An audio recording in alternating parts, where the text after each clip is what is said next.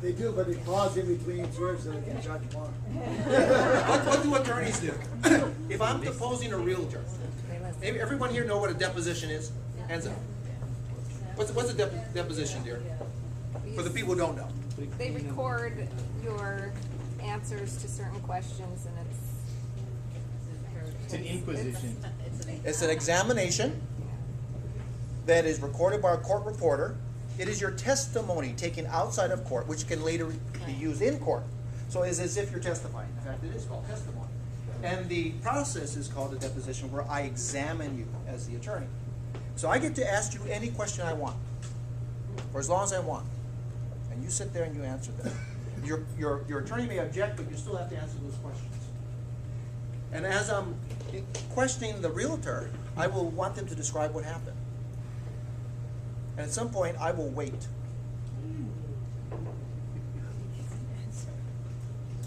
And then the realtor will change their story. All I do is wait. It gets very uncomfortable in the room. Court reporter's waiting. I'm waiting, I'm looking at them. And no one can help you. No one can give you any coaching or instructions. And you just sit there.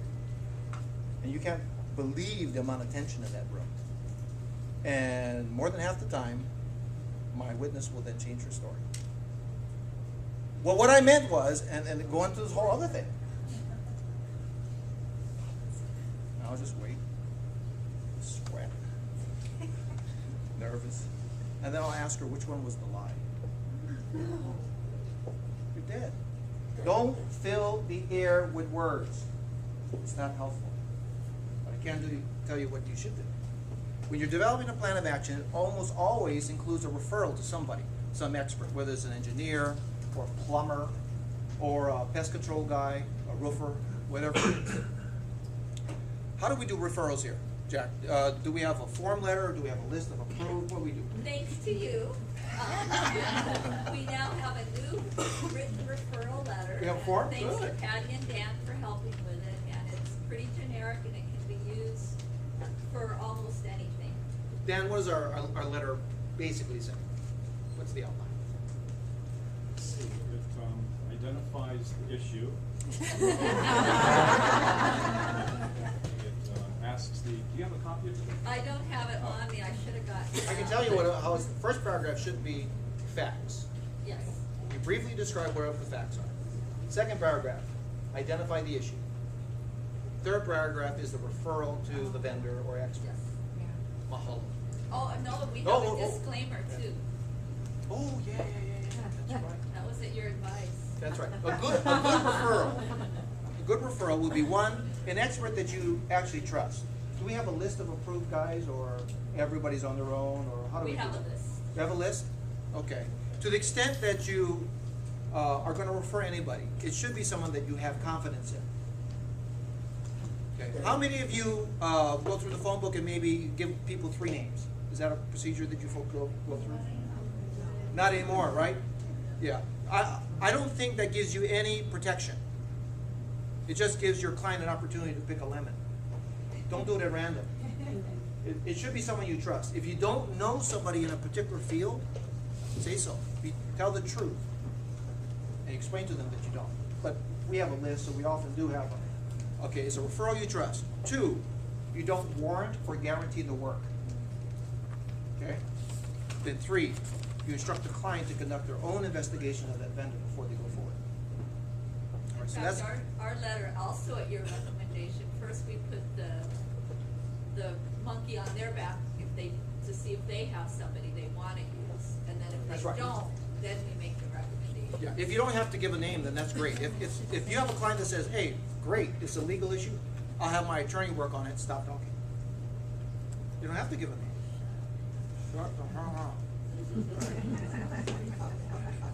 Resist the urge to impress with your knowledge, connections, your network. It doesn't impress anybody at the end of the day. Okay. And in your that's the referral part. And when you're in your normal practice, what you mostly are on is the phone, right? And you might be talking to your client, you tell them, these are the things that I saw. These are the facts. So after you talk to your broker, look at step 3. What do? Talk to your then you talk to your client. We did a whole bunch of work before I think you have the right or the ability to talk to your client. Because speaking to your client in the proper way is sort of like painting, and not like oil painting, but if you're going to paint this wall here, it's 80 to 90% prep. It's all preparation. The actual paint here is maybe 10% of the work. I could have the best paint in the world, but if it's not properly prepared, it's going to look like junk and won't stick and have problems. So identifying the issue, developing a plan with your broker is part of that preparation. And then you talk to the client and you go through the drill. These are the facts. This is the issue. This is what I think you should do. And we added one more step in addition to what you did with your broker. And that is to ask for further instructions after they've spoken to their expert. That's pure magic. When you ask your client for further instructions after they've spoken to their engineer or an attorney or accountant or plumber or whoever it is, you have lateral responsibility to whom? When you say that, who do you lateral some responsibility to? You ask your client for further instructions? Then you gotta do something. It's the only opportunity in your professional life that requires your client to do something. You think your job is to do everything for them. That's not your job. Your job is to give them professional advice. To make sure that they're engaged in their own purchase. Otherwise, they're going to blame you. Period. So you suggest to them, get back to me after you've spoken to your blank. Attorney, accountant, whoever.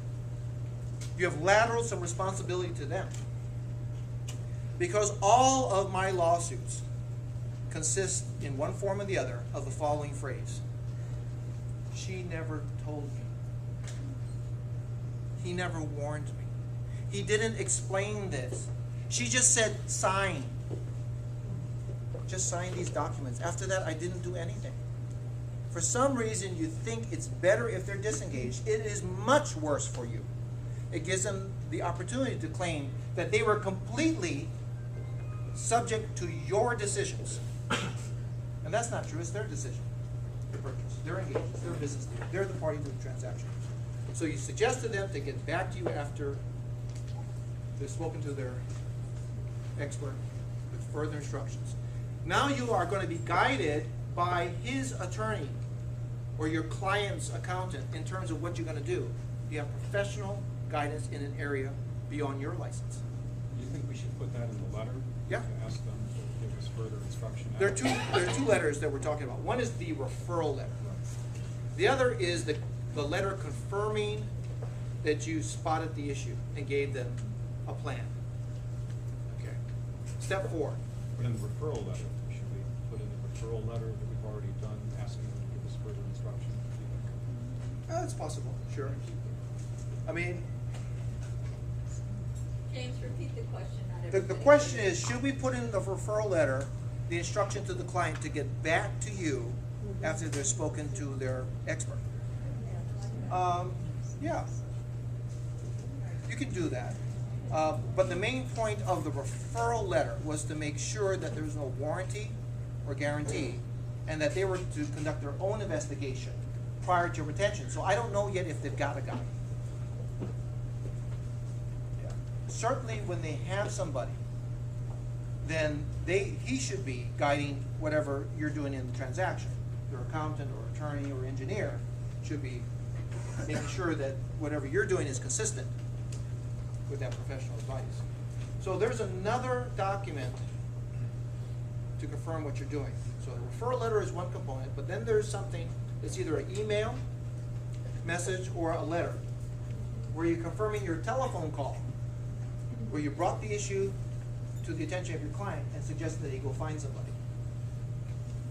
See, if you ask for a specific referral, then you have the referral letter. But I need something to document that you made the phone call, you spotted the issue.